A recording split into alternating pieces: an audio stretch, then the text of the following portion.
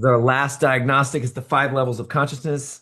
I'll credit where it's due. The origin of these distinctions is Jonathan England in his book, If I Die Before I Wake.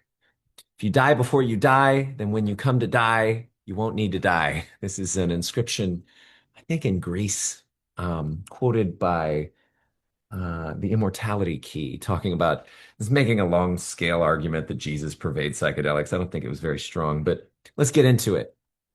Level one is living from a pool of poison and pain called big and little t trauma, living in the past, depressed, hoping that your life conditions will equal your blueprint, but hopeless to make them so.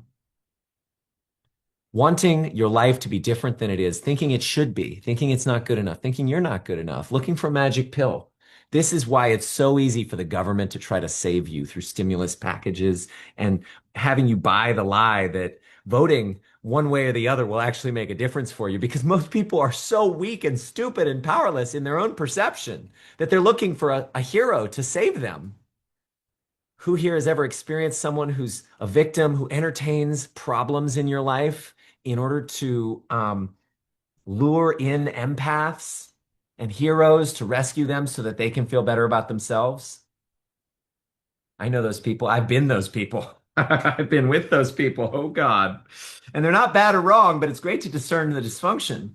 Discerning is knowing what works or doesn't work given what you're committed to. Judgment is making them bad and wrong. And like, no, I'm not here to make them bad and wrong. I'm just here to protect, defend, honor, and support myself and my highest thriving and choice by seeing what's really going on. Right? So we all fall down to level one. Think of the last time you used porn and didn't want to, or engaged in a vice of some form or another. The last time you smoked a cigarette, knowing that it will kill you eventually, knowing that it's doing damage to your lungs or tissue or drinking, whatever it is, right? Who here's ever had a vice? Yeah, yeah. Yeah. It's the experience of powerlessness where I can't be who I think I should be. But you know what gets you out of level one? Focusing on look who I wasn't and who I can't be and what I didn't do. Is focusing on who you are and what you can do. So life isn't happening to you, it's happening by you. So when you choose, and what you're going to tell me is where you want to go and where you've been focused when it comes to these five levels. And then we'll distinguish who you are inside of these five levels and where you want to be, right? So level two is goal oriented. And be aware that each of these levels has something specific that's associated with it. Level one is health, right? If you think you're the bitch of your body because of some condition that's going on, well, then there is not a full win that has had you transcend this level. You can be dancing with and working on higher levels, but haven't mastered a lower level, right? You can be aware of higher levels, but not having fully embodied each level. It's like a RPG, a role-playing game, where you beat level one, you get a sword that enables you to fight the dragon in level two. You wear the dragon's skin in level two, that you beat, and then now in level three you can defeat the big freaking Godzilla monster, whatever, right? So it's a game. Life is actually a game, and here's how to win. Is that fun? I think it's cool as balls. So let's go to level two. The distance between level one and level two is I am choosing to be 100% responsible for my results in my life. And what does that mean? What does that look like? Well, if I'm 100% responsible, then it's happening by me. It ain't over till I win. If there's something that I can do to change it, then I'm going to take that action. I'm not going to stick my head up my ass and overcomplicate writing an email or talking to a bunch of women, right? I'm just going to do the thing. This is the activation of the healthy masculine. I will, and I can, and I do, and I choose, and I am, and I create, and I enjoy. Now, the problem with level two is most people are going to pursue goals from their blueprint. Remember, this comes from Tony Robbins, the idea that happiness is when your blueprint equals your life conditions. So if you're trying to make your life conditions equal your blueprint, you do have non-trivial relevant control over that. Like you have a say And if somebody says you don't, hit him in the face. Or let him go. Don't hit him in the face. Like let him go. Push him out of your reality. Let him go from your reality. Because until and unless you activate fully what's available for you inside of you, then you're always going to be looking outside of you. If you don't go within, you're going to go without. Both going without what you want and going without for support in getting what you want is different than A team, right? The A team is someone who's on the same path as you, has a goal, and you're working with them to go to that goal and to become whole. Now, the illusion and the delusion is that someday, maybe if I hustle and grind, I have to, got to, must push, fight, struggle, stress, strain. Someday I may get to play at the end of the rainbow, when I get to the carrot on the end of the stick, when I get to the end of the treadmill. But here's the thing, you never get to the end of the treadmill. The human mind and ego is stuck on what's actually literally called a hedonic treadmill in psychology. We are chasing more, better, different. So you might get trapped in the cul-de-sac of level two if you're not careful. Because again, your desires weren't built largely, weren't built by you and weren't built for you. They're the result of a blueprint that was built by your preachers, teachers, family, friends, media, and government, not by you. So when you start to realize that, you start deconstructing the blueprint. You start burning your blueprint, and you end up in a choose your own way situation. So you go from disoriented to goal oriented to journey oriented, where you realize this is it, and it is perfect, and this is all there is. Breathe in, breathe out. You're no longer stuck in the past. No, you're no longer hoping for the future. You're just here right now, remembering to remain present, the present of the present, because existence is a gift. And anytime we make a goal, it leaves us with this experience of not being whole and reaching for something that we don't have. And it's okay to have things so long as things don't have you. If you can have your goal without it having you, if you can have your sex without it having you, if you can have your relationship without it having you, then you are truly rich. Be content with what you have and rejoice in the way things are. Realize that whatever you have makes you rich already. To paraphrase loosely the Tao Te Ching, that will make your life sing. That will make you bring bliss. You'll realize that you're whole, perfect, and complete. And anything else that you're trying to achieve is just a game that you're playing. And you don't need to win, but you can win a lot better if you see it as a game. And who here has ever watched a movie just to see the final scene? Probably no one, right?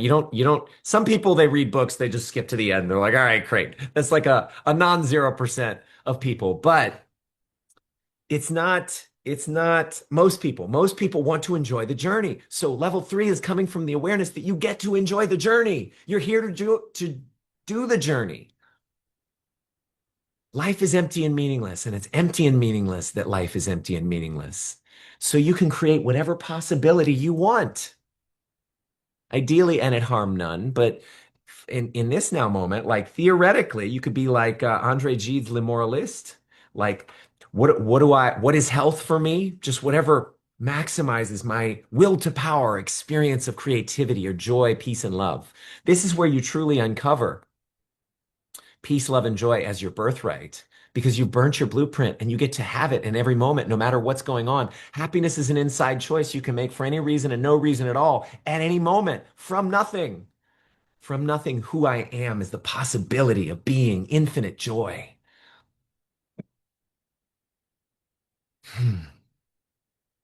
I receive and I perceive the abundance that is, that always was, that always will be. Who I am.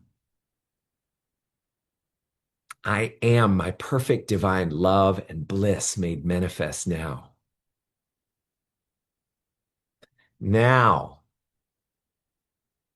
Who thinks level three would be great? Who thinks that'd be a great day? That'd be a great date. By the way, there's sex and relationship at each of these levels. Who's ever been in a level one relationship where you felt powerless? Maybe mommy and daddy. A level two relationship where I'm going to give and you're going to get, and then you're going to give and I'm going to get. And it's a horse trading, prostitution, transactional. Yeah. And then level three is like, hey, we're here. This is cool. There's nowhere to get to. But boy, is it fun to be with you. God bless. I'm grateful for you. I'm grateful for everything as it is. I got to be in this life. Happiness is an inside job and the cage is unlocked. All you have to do is throw open the door. But hey, maybe not everybody knows that. And if level three's highest expression, the highest choice of frame and context is that everything happens for a reason and all things work for good and life is happening for you, then maybe you are part of life and maybe you are part of what is meant to happen in life. And maybe you're not meant merely to jerk yourself off with joy or embalm yourself in euphoria or bury yourself in bliss or bastardize your highest potential with fucking chasing ass and taking names or whatever that is, right? There's certain people in the so-called conscious community that can go get into another cul-de-sac here where they're stuck, not realizing that you always are and always were the contribution and impact you had and have on other people. Your presence makes a difference. Your difference makes a difference. The fact that you exist and that you're here right now changes things in a non-trivial way. So the question then becomes, are you willing to own the impact that you're having and own the experience that you're leaving people with, the listening you're leaving people with, the impact you're having on them? At which point you might look around and say, all right, well, not everybody's awake to this happiness is an inside job thing. Maybe it's my job to wake them up partially, or to be a standing wave of transformation that conveys the energy of that out into the world, actively, consciously, verbally. What is it? There's a saying in Christianity, always preach the gospel, but only sometimes use words. I use words a lot. And this is the gospel, according to Lewis, by the way.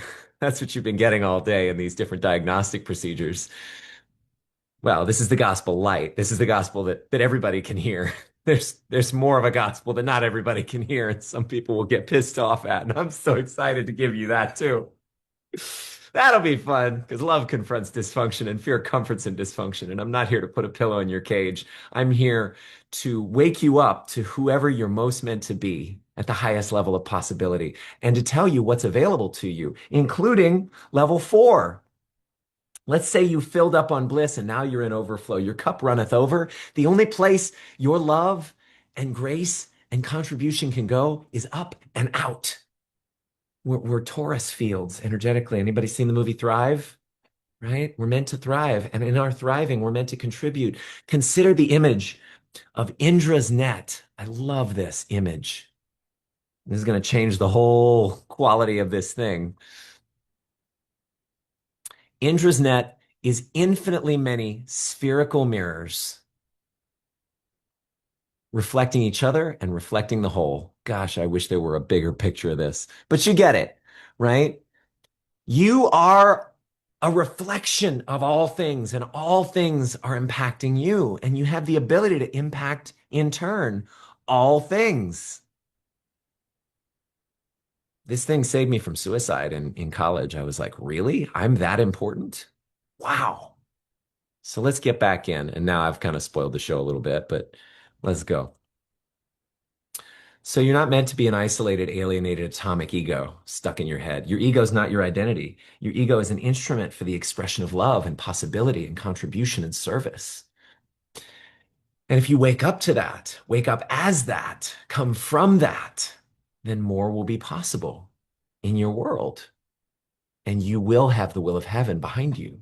You look to serve your purpose and live your dharma, not just survive life or get yours or I can't really contend against anybody at level three. I mean, you could be Eckhart Tolle living on park benches because you're in such bliss, or somebody in a monastery, an Eastern Orthodox or a Zen Buddhist monastery. I don't care. Experiencing samadhi, satori, kensho. Like you can hear it with S.N. Goenka in the free Vipassana 10-day silent retreats that I recommend everybody and their grandmother go on. That is, I did a game theoretic assessment of different mystical paths, and it's the one least likely to leave you crazy and dysfunctional, and the one most likely to produce results with the least amount of effort. Who would love to come with me, by the way? I'm planning on going later this year. It's probably around October. Okay, cool. So, long story short, we're meant to be a contribution to the world. And this means rebuilding your blueprints, which you burned back here, but for the sake of being used. Another great quote that I want to get out here, man, is Force of Nature, George Bernard Shaw quote. You've heard me quote it before. This is the true joy in life, being used for a purpose recognized by yourself as a mighty one. Being a force of nature instead of a feverish, selfish little clod of ailments and grievances, complaining that the world will not devote itself to making you happy. Do you see part of the problem with lots of people living at level two and even level three? They're not including you and me. They're just including them. Now, you may discover as you travel and adventure through and stand in level two, three, four, that something you can't see the picture while you're inside of it, right? And the transition from level four to level five has been the hardest for me to do because it requires the complete sacrifice and killing off of the ego. You'll start to look as weird as one of our members here does when he follows his intuition and asks in and gets answers for where he's supposed to go that are like, what? Nonsensical to the world around him. So if you can't see the picture while you're inside of it, let us hypothesize to the degree that any of you have ever experienced synchronicity or serendipity or being able to engineer coincidence, to quote, uh, what was his name? He's like some big name Hindu writer, Indian writer. I don't know, but he would say the spontaneous creation of engineering of coincidence or synchronicity or serendipity. To the degree you've seen that, and to the degree you didn't plot, plan, organize, chess master, and make it happen with your little mini me brain, there must be something bigger, better, stronger, smarter than you, outside of you, that pre-existed you, that exists beyond you, that is not just you, that makes things go ways that go beyond what you can make things do. This I propose to you as infinite intelligence, accessible through intuition, surrender toable, and that when you do what it tells you, you'll get more of an impact and you'll get a better life that you won't have to let go of, that wasn't built just by your ego. And that, my friends, is level five.